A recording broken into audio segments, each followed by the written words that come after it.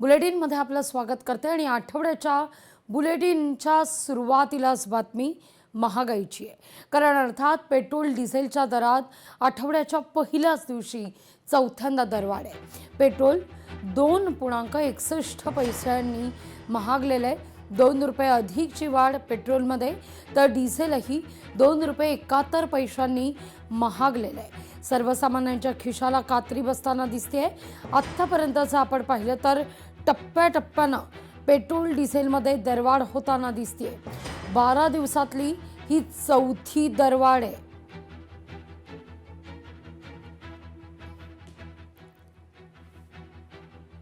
कोणत्या शहरात पेट्रोलची किती दरवाढ आहे ते आपण पाहतोय। किंबहुना मुंबईमध्ये 111.21 रुपये पेट्रोल करता, तर डिझेल करता 97 रुपये 83 पैसे मोजावे लागतील। 100 लवकरच डिझेल गाठण्याची शक्यता आहे। कोल्हापूरमध्ये 111.77 रुपये पेट्रोल, तर 98 रुपयाच्या पार डिझेल जाऊन पोहोचलेलं आहे। नागपूरमध्ये 111 रुपये 70 पैसे पेट्रोल, तर डिझेल 98 रुपये 76 पैसे। सोलापूरमध्ये 111 रुपये 87 पैसे पेट्रोल, तर डिझेल 98 रुपये 55 पैसे। बुलढाण्यामध्ये 112 रुपये पेट्रोल आहे, तर डिझेल 99 रुपये 16 पैसे।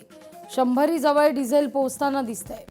भंडारामध्ये 112 रुपये पेट्रोल, 112.32 खरं तर पेट्रोल, तर डिझेल 98 रुपये 99 पैसे। काँग्रेसच्या राज्यामध्ये खूप स्वस्त दर होतो। आता बीजेपी आलेली आहे, दिवसेंदिवस महागाई वाढतच चाललेली आहे। पेट्रोलचे दर आता किती दिवस कमी होते, आता बस वाढतच चाललेत।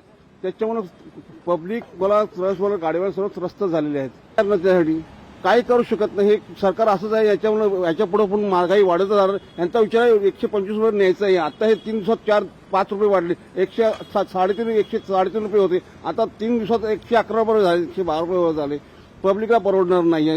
इथे सगळ्या इंधनामध्ये वाढ झाली आहे, पण आमच्या पगारात काही वाढ नाही अजिबात। त्याच्यामुळे आम्हाला खूप आता थोड्या दिवसांनी काय बंद करायचं, गाड्या चालवणंच बंद करायचं। आता सायकल चालवणं हे फार महत्वाचं वाटतं मला। कसं परवडणार, कारण त्याच्या किमती पण हवाच्या सवा आहेत ना, त्याच्यामुळे ते परवडणार नाही। परत त्याच्यासाठी जी सुविधा पाहिजे, चार्जिंग वगैरे, हे प्रत्येक ठिकाणी अवेलेबल असेल असं नाही आहे ना, त्याच्यामुळे तो पण विचार करायला पाहिजे ना। बोलायला खूप सोपं आहे हो, पण ते प्रत्यक्षात अंमलात आणणं खूप कठीण आहे। मंत्री किंवा नगरसेवक वगैरे हे इतर जे कोणी आहेत, त्यांच्या ज्या सुविधा आहेत ना, त्या मला तरी असं वाटतं की त्या कमी कराव्यात, कारण त्यांना हवाच्या सवा खूपच काय काय मिळतंय। तर ते त्यांचं सगळं कमी केलं तर मला वाटतं की त्याचा इफेक्ट आपल्या सरकारच्या तिजोरीवरती बऱ्यापैकी होऊ शकतो। तर ते करावं असं माझं पर्सनली मत आहे। गरमीमुळं एवढा त्रास होतो की बसने प्रवास करायला पण त्रास व्हायला लागला। पण करणार काय, आता आपली इच्छा नाही आहे तरी पण गाडी काढायला लागते, कामाला जायला लागतं।